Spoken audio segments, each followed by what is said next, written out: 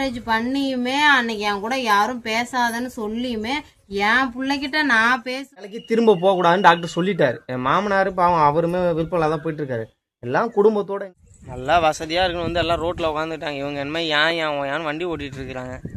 நான் கொஞ்சமாக இருக்குன்னு நினச்சேன். ஆனால் கடைசியில் 3 மூட்டை புளி இருந்தது. 3 மூட்டைனா ஃபுல்லாக இல்லை, 2.25 மூட்டை ஃபுல்லாக அப்படியே கிச்சன்லேயே கஷ்டப்படுதுங்க இங்கே வந்ததுலேருந்து. சே நீ கஷ்டப்படுதுன்னா குட் மார்னிங்.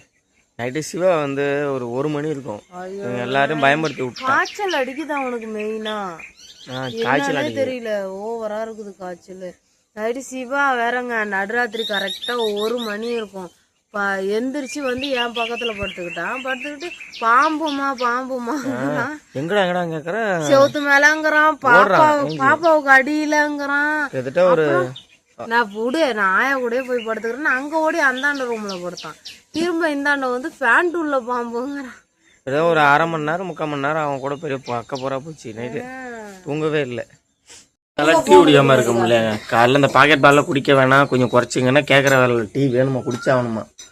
ஏய் சிவா வாடா. ஏய் வாயன். இப்ப பாம்பு எங்க இருக்குன்னா கூட்டு போய் எங்க அப்பா ஏணி கட்டி இருக்க கருப்பு கலர் கையில காட்டுறான். எங்க அம்மா வேற நைட்டே சொன்னாங்க, சக்கரான்ற சொல்லி அனுப்பிச்சு விட்டாங்க. நான் மறந்து வந்துட்டேன். ஞாபகம் ரொம்ப போயிட்டு அதை வாங்கி கொடுக்கணும். டோட்டல் ஃபேமிலியை வந்து டீ குடிக்காமலாம் இருக்க மாட்டாங்க. பண்ணிட்டு இருக்க பாவம் ஃபுல்லா அப்படியே கிச்சன்லயே கஷ்டப்படுதுங்க இங்க வந்ததுல இருந்து. சே நீ கஷ்டப்படுதுன்னா அது ஏதோ கிண்டல் பண்ற மாதிரி இருக்கு. வேணாம். புளிச்சக்கீரை ரெடி பண்ணிட்டு இருக்காங்க உள்ளே. மாமியார் நேற்று வாங்கினாங்க. அதுவும் இல்லாம இப்பெல்லாம் அதிகமா வேலை போன வீடியோ எல்லாம் பாத்துருப்பீங்க. அதிகமா அவங்கதான் செய்வாங்க, நான் வந்து உட்காந்தே தான் கிடப்பேன், எதுவும் செய்ய மாட்டேன். உடம்பு சரியா இப்பெல்லாம் நானே செஞ்சுக்கிறது இல்ல, செஞ்சுதான் ஆகணும். அப்புறம் அம்மா படுத்துக்கிட்டாங்கன்னா உங்களுக்கு மொத்தமா எல்லாருக்கும் வேலை முடிஞ்சிச்சு. எதுவுமே கிடையாது. எங்கள் அம்மா சக்கரான்ற சொன்னாங்க, அது நான் மறந்து போயிடுறேன். அவங்க என்ன நினச்சிக்கிறாங்கன்னு தெரில. அவங்க அப்புறம் சீலை எதுவும் நினச்சிக்க மாட்டாங்க. என்னை பற்றி அவங்களுக்கு தெரியும், சரியான ஞாபகம் மாறுது பைத்தியம் அப்படின்னு. ஏன்னா இங்கே வந்ததுலேருந்தே நான் ஏதாவது வீடியோ எடுக்கிறதுக்கு சுற்றுறேன்னா இப்போ இங்கே டவர் கிடைக்காது. இங்கேருந்து ஒரு 2 கிலோமீட்டர் போவேன். அப்புறம் இல்லை எங்கள் அம்மா வீட்டுக்கு போயிடுவேன், டவர் கிடைக்கல.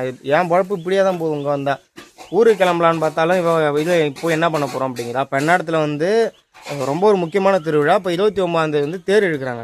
கண்டிப்பாக 29ஆம் நான் எங்கே இருந்தாலும் ஓடிடுவேன். தேர் இழுக்கிறத வீடியோ எடுத்துருவேன். அங்கே போய் நான் பார்த்தே ஆகணும். ஏன்னா தேர் வெள்ளோட்டம் பார்க்கும்போதே நான் நம்ம ஊரில் தான் இருந்தேன். அது மட்டும் இல்லாமல் அது இன்னொரு பஞ்சாயத்துங்க, ஒரு செல்லு ஒன்று என்கிட்ட இருந்துச்சு. அதை வாங்கி ரெடி பண்ணலாம் கடையில் கொடுத்தா அது போர்டெலாம் போஞ்சு வீணாக போச்சான். அதை போய் என்னன்னு பார்க்கணும். அது வேஸ்ட்டாக போச்சு. நான் அந்த செல்லு எதுக்கு வாங்கினேன் பார்த்தீங்கன்னா, என் ஃப்ரெண்டு கேட்டிருந்தான், அவனுக்காக வாங்கினேன். அது வேஸ்ட்டாக போயிடுச்சு. அதை போய் பார்க்கணும். இவன் என்னடானா இந்த ஊரை விட்டு வர விருப்பம் இல்லை இவங்க 2 பேருக்கும். வாங்க மொத்தம் ஏமா விட்டா இங்கே இருந்துருவாங்க 2 பேரும். அந்த அளவுக்கு இந்த ஊரை பிடிச்சிச்சு. இப்பதான் இருக்க முடியும். ஸ்கூல் ஓபன் ஆச்சுன்னா இருக்க முடியுமா? ஏன் ஓபன் ஆச்சுன்னா இருக்க முடியாதா? அவன் ஸ்கூல் போயிட்டு இருப்பான், நம்ம எங்கேயுமே போக முடியாது. இந்த 1 மாசம் 1.5 மாசம் லீவ்ல எங்கெங்கெல்லாம் போக முடியுதோ அங்கெல்லாம் என்ஜாய் பண்ணிக்கணும். என்ஜாய் பண்றதுங்கிறத விட கொஞ்சம் அங்கங்கேயும் மனசு ரிலாக்ஸா இருந்துக்கலாம். அதுக்கப்புறம்லாம் இருக்க முடியாதுல்ல அவனுக்கு ஸ்கூலு. இன்னொரு ஹைலைட் என்னன்னு கேட்டிங்கன்னா, நான் இங்கே வந்ததுலேருந்தே ரொம்ப நிம்மதியாக இருக்குது. அந்த கொசு கடி எதுவுமே கிடையாது. கிராமமாக இருந்தாலும் வெளியில் கடிக்கும், உள்ளே கடிக்காது. நேற்று நைட்டு கரெக்டாக 1 மணிக்கு எழுந்திரிச்சிட்டேன். அதான் சொன்னேன் பார்த்தீங்களா, சிவா வந்து நைட்டு தூங்கிட்டு இருந்தால் பாம்பு அதுன்னு அவன் எதை பயந்துட்டானாட்டுக்கு. ஆனால் எனக்குமே இங்கே வந்தாலே எப்போவுமே நைட்டு 1 மணிக்கு கரெக்டாக தூக்கம் கலைஞ்சிட்டு 1 மணிக்கு எழுந்திரிச்சு. அது ஏன்னே தெரியாது. அது என்னோட ஃபால்ட்டா இல்லை அந்த வீட்டோட ஃபால்ட்டா என்னெல்லாம் எனக்கு தெரியலங்க. ஆனால் இது நடக்குது, இங்கே வந்தாலே தொடர்ந்து நடந்துட்டுருக்கு. நின்றுட்டே திங்காதரி, எப்போ பார்த்தா நின்றுட்டே தாங்க சாப்பிடுவா. அப்படி சாப்பிடவே கூடாது. பாப்பா வேற அழுவா, வேலை வேற கிடக்கு. ஆம்பளைங்களை விட பொண்ணுங்களுக்கு தான் கலரை வந்து பிரித்து பார்க்குற திறன் ரொம்ப அதிகம் அப்படின்னு சொல்லுவாங்க. ஆனால் இவளுக்கு ரொம்ப கம்மி. இந்த சட்டை மாதிரியே இன்னொரு சட்டை இருக்கான், அது வேற கலரு இது வேற கலரு, ஆனால் 2 ஒரே கலருன்னு சொல்கிறா. ஆனால் இவளுக்கு அந்த இது கிடையாது.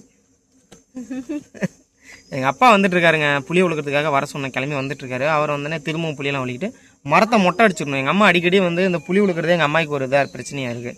என்ன பண்ணுற, நான் ஊருக்கு எடுத்துகிட்டு போய் ஆஞ்சிக்கிறேன் புளியை. இப்போ ஒரு 10 நாளாக எங்கள் அம்மா ஒரு 15 கிலோ புளிக்கு மேலே ஆஞ்சிட்டாங்க. நான் எடுத்துகிட்டு போய் ஆஞ்சிக்கிறேன்னா கேட்க மாட்டேங்கிறாங்க. வர அவங்களுக்கு காது கொஞ்சம் இதாகிடுச்சு. ஓ கேட்குதா? எங்கள் அப்பா காலைல கிளம்பி இப்போ தாங்க வந்து சேர்ந்துருக்காரு. மணி 3:30 ஆக போகுது. அப்புறம் ஏறி புளியெல்லாம் உழுகிட்டு போயிட்டு மாமியாரை கூப்பிட்டு அவங்க உடம்பு சரியில்லை, அதிகமாக வேலை வாங்கக்கூடாது. அதனால் முடிஞ்ச அளவுக்கு ட்ரை பண்ணி பார்ப்போம். முடியலன்னா அப்புறம் போய் அவங்கள கூப்பிட்டுக்கலாம். ஏற்றாருங்க எங்கள் அப்பா மரத்தில். நான் கீழே உட்காந்துருக்கேன். முன்ன மாதிரிலாம் இல்லை, நான் சோம்பேறிட்டேன். நானும் ஒரு காலத்தில் ஏறி புல்லாம் உழுவேன், இப்பயுமே ஏறுவேன். அது என்னமோ தெரில, முடியல இப்போலாம். தோணலை. ஏறணுன்னா ஏறிடும், எல்லா மரமும் ஏறுவேன்.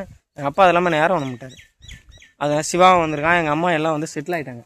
போய் என் மாமியாரை கொஞ்சம் உலுக்கிட்டு தான் கூட்டு வரணும். அவங்க அதிகமாக உட்காந்து ஸ்ட்ரெயின்லாம் பண்ணக்கூடாதான், ஏன்னா வெர்டிகோ பிரச்சனை இருக்குது, உடனே தலை சுத்தல் வந்துடும். அதனால தான் உங்களை நான் கூப்பிடல, இல்லைன்னா இப்போ வரும்போதே வாங்கன்னு பிடிச்சி ஈத்துட்டு வந்திருப்பேன். யூஸ்ஃபுல்லாக பொறுக்கிட்டு இருக்காங்க, புளி பொறுக்கிறான் புள்ள. என்னப்பா இங்கே பாரு, என்ன பண்ணுற? புழு உழுவா? என்னடா புழு உழுவு? ஆ சரி சரி, அவ்வளோதாங்க. புளியெல்லாம் ஒழிக்காச்சு.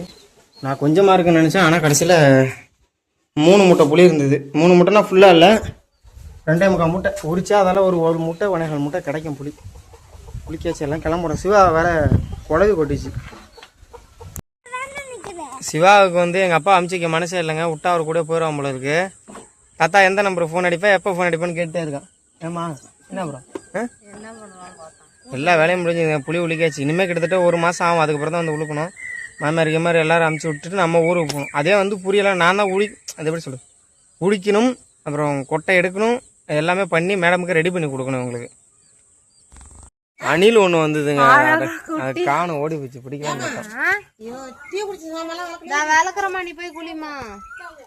எங்கள் அம்மா எல்லாம் புளிலாம் ஒழுக்க முடியாதுன்னு சொன்னாங்களா, அதனால எடுத்துட்டு வந்து எல்லாத்தையும் காய வச்சிருக்கேன். மாமியார் கொஞ்சம் ஓடு முட்டை உடச்சி கொடுங்க. எங்கள் அம்மா எல்லாம் முன்ன மாதிரிலாம் வேலை செய்ய முடியாட்டுங்க, ரொம்ப ஒரு மாதிரி புலம்புறாங்க. அடுப்பில் ஏதோ கொட்டிச்சுன்னா கூட, வயசு ரொம்ப ஆயிடுச்சுல்ல, எல்லாத்தையும் பண்ணி தரமா, ஏமா இது பண்ணிட்டு இருக்கா அப்படின்னு. இன்னும் என்ன பண்ண போகிறாங்கன்னு தெரில. இருக்கிறதுக்கு ரொம்ப இதாகிட்டே இருக்காங்க, மைண்டும் மாறுது, வேலை செய்ய முடியல, காது சரியாக கேட்கல, நம்மளாலேயும் கூட இருக்க முடியல, வைத்தியம் பிடிக்கிற மாதிரி இருக்குது. நான் அப்புறம் போன டைமுங்க வந்தவே இந்த விதையெல்லாம் எடுத்துகிட்டு போகலான்னு பார்த்தேன். விழுதின்னு சொல்லிட்டு ஒரு இலை, அது எதுக்குன்னா நம்ம டெய்லியும் சாப்பிட்லாம், அது ரொம்ப நல்லது. இது வந்து மெடிக்கல் பெனிஃபிட் இருக்குங்க. ஆனால் இது வந்து நான் சொல்கிறதுனால ஒன்றும் பெருசாக இதாக கிடையாது, ஏன்னா இது சாதாரண ஒரு இலை தான். சாப்பிட்டா இந்த ரெட் கலரில் இருக்குல்ல, இதெல்லாம் எடுத்துகிட்டு போகணும் இந்த வாட்டி.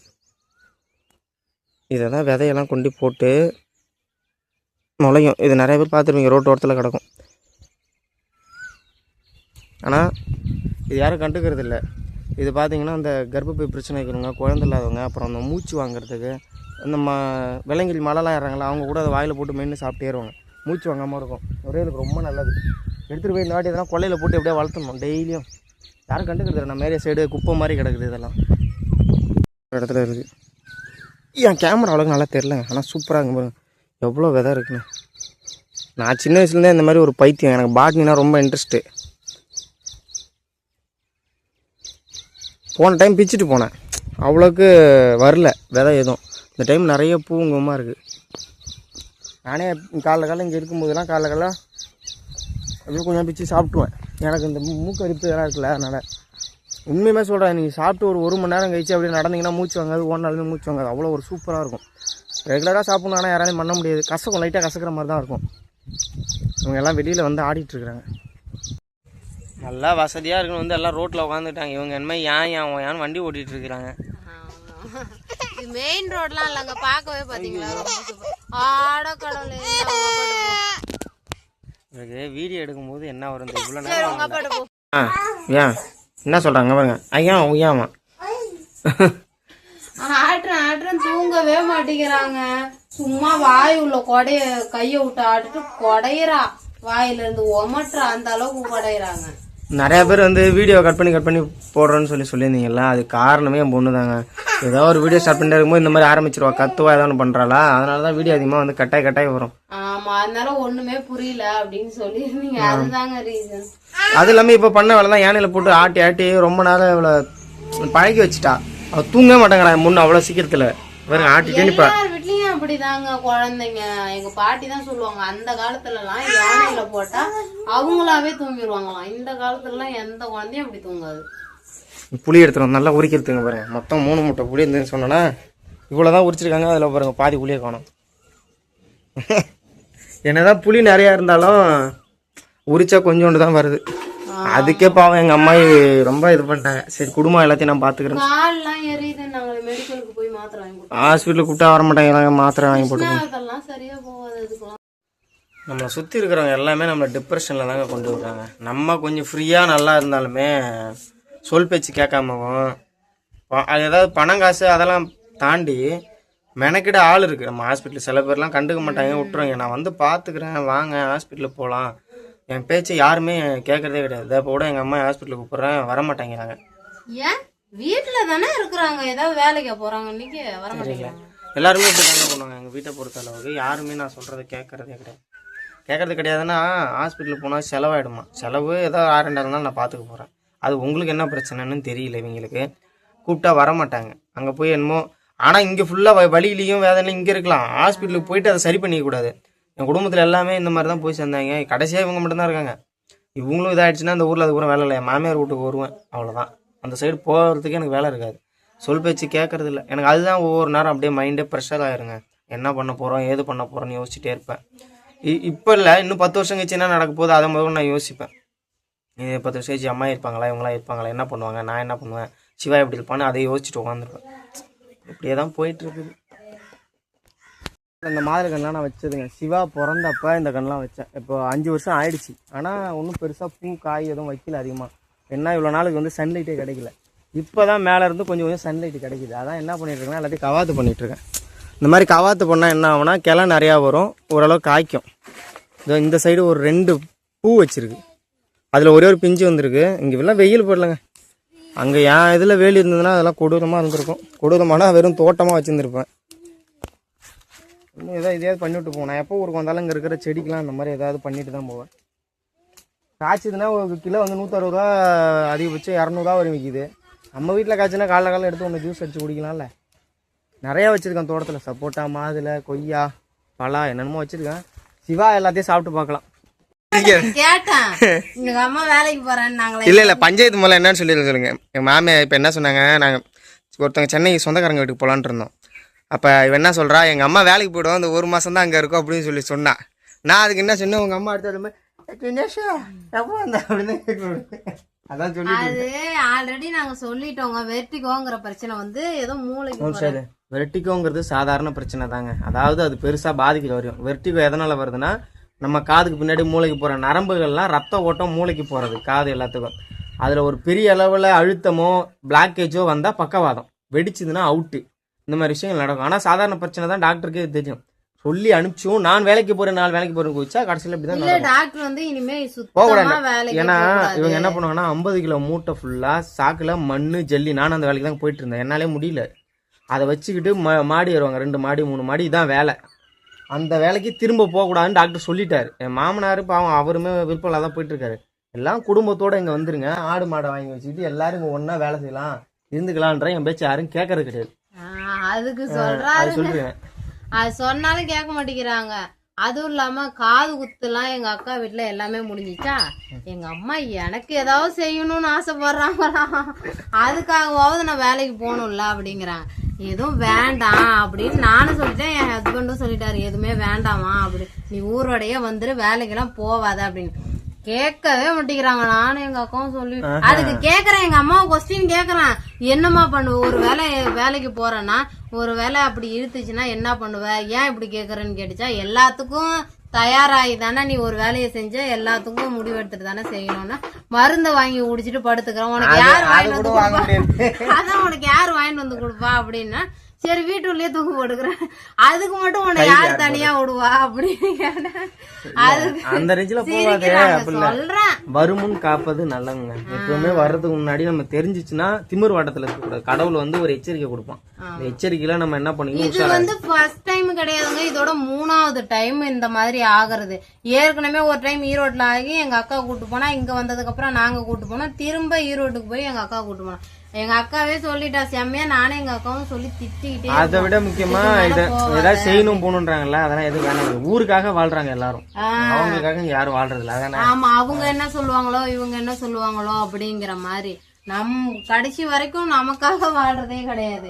இப்ப எழுப்பணும், நீ என்கிட்ட அடி வாங்கணும் அப்படியே நைஸா போவான். அவனை பிடிச்சி எழுப்பிட்டு வந்துடும். அப்புறம் சுத்தமாக வீடியோ எடுக்க விட மாட்டான். இந்த வீடியோ அவ்வளோ கிளாரிட்டி இருக்காதுங்க, கொஞ்சம் அட்ஜஸ்ட் பண்ணிக்கோங்க. ஏன்னா நாங்கள் ரொம்ப டார்க் சைடு மாதிரி தான் பேசிகிட்டு இருக்கோம். கொஞ்சம் ப்ளோராக இருக்கு. இந்த வீடியோ கொஞ்சம் நீங்கள் கேட்ட மாதிரி ஃபுல்லாக லென்த்தாக வந்திருக்கும்னு நினைக்கிறேன்.